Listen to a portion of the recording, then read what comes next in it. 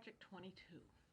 This is a future value one, and it gives you practice in absolute and anchoring cells, absolute value of certain cells. There's one of the possibilities for the exam requires present value, not future value, but present value, like payments for a house, using very similar technique here. And so we're going to go here. I have to put the years in a separate column here because it really doesn't graph too well. We don't want the years in a graph, but we do want them here as well, just so that you can know who saved how many years. So one person started saving at age 28. One person started saving at age 40. One person started saving at age 50. And pretend you retire at 65. So we're going right here to what we did before and go to future value. And I've used it before recently, so it shows up. And the rate is going to be up here. This rate divided by 4 quarters.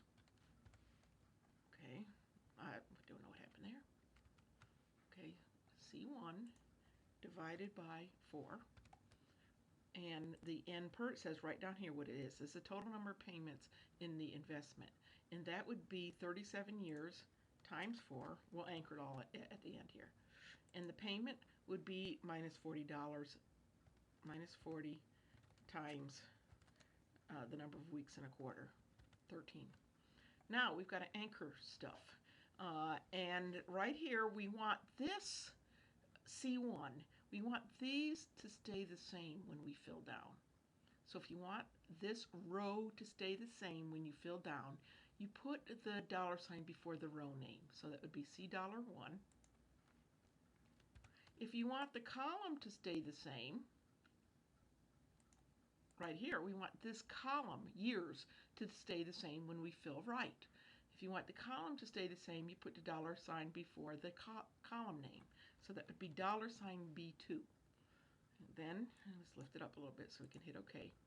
Now this is how you can tell if it's working. Can you fill down?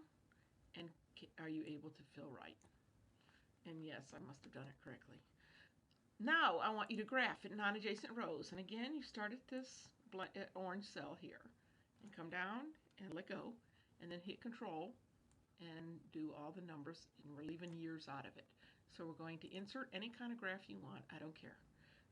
But some of them don't lend themselves too well. So you can do bar, column, whatever. I'm just used to using column. Let me say I wanted a 3D column. All right. And then you would probably want a title on the graph. And then the chart title, we could call it Sibling Savings Plans.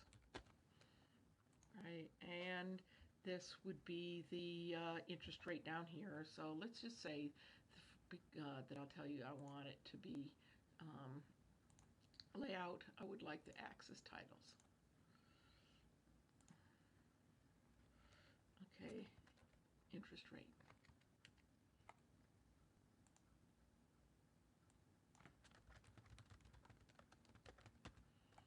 And this is the future value over here. Okay, legends. I don't want that. Axis titles.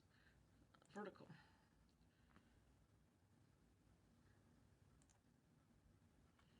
And on here, I want this one to be called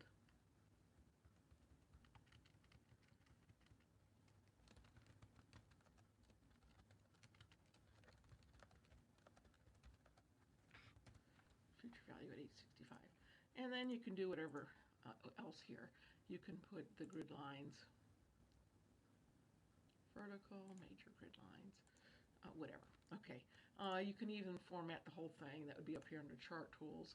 And you could turn it sideways if you wanted to. Doesn't look like it's turning though. Okay. Well, I don't know why that looked like it was turned. But anyway, then I want you to add a text box. It can be in the chart here. What would be more important? Insert text box. What would be more important? The rate of return or the rate of return or